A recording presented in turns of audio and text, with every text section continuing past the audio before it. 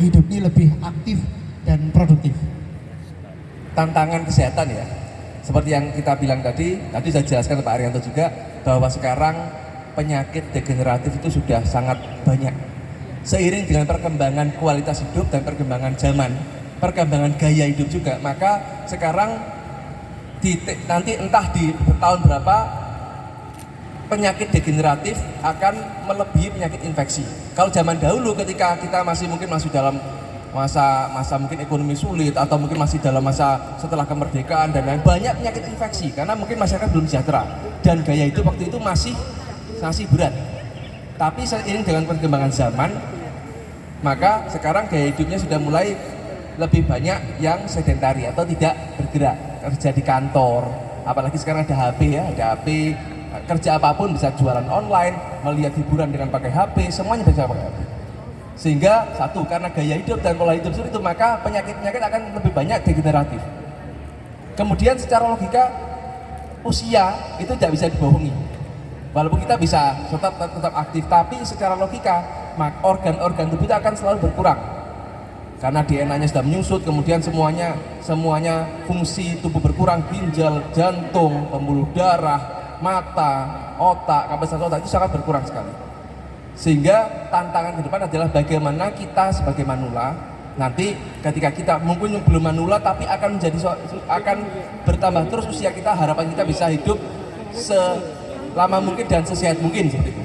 Nah, itu tantangannya bagaimana kita menjaga agar penyakit-penyakit degeneratif yang mengancam ini bisa kita tunda. Kita nggak bisa mencegah, mungkin tidak bisa sepenuhnya kita tunda, tapi kita bisa tunda.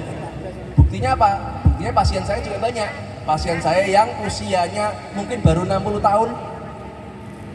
60 tahun baru atau sudah? Sudah 60 tahun atau baru 60 tahun? Baru 60 tahun, dan insya Allah ada tadi 84 tahun. Tadi pasien saya dia cerita tadi, pasien di poli penyakit dalam datang pakai kursi roda, kondisinya ringkih, sakit, kelihatan sakit-sakitan. Ketika saya tanyakan, oh gini ternyata, ya biasa dok, sudah tua, sudah 63 tahun. Bilangnya sudah tua 63 tahun karena beliau kebetulan punya penyakit degeneratif dan gaya hidup yang kurang aktif, mungkin tidur saja, beliau gemuk. Ada pasien saya yang lain usianya 80 tahun ke atas, 80 tahun lebih, datang tegap, laki-laki tegap, oh iya, salaman sama saya juga tegap sekali, oh wah 80 tahun, oh iya. Usia berapa Pak? 80 tahun. Dan beliau tidak merasa tua. 80 tahun. Beda dengan pasien yang tadi, 60 tahun sudah merasa, ya dok biasa sudah tua. Akhirnya beliau didorong dengan kursi roda. Ternyata penyebabnya apa? Penyebabnya adalah faktor penyakit metabolik degeneratif dan gaya hidup. Yang satu, mungkin aktifnya memang beliau mantan tentara ya, jadi kuat, sehat, biasa olahraga, disiplin, dan ketika mempunyai penyakit metabolik beliau bisa kontrol rutin dan olahraga rutin. Yang satunya lagi gaya hidupnya sedentari atau tidak terlalu aktif, penyakit metabolik tidak terkontrol dengan baik, jadinya seperti itu. Kemudian usia 60 tahun dan 80 tahun jauh lebih tua yang 60 tahun.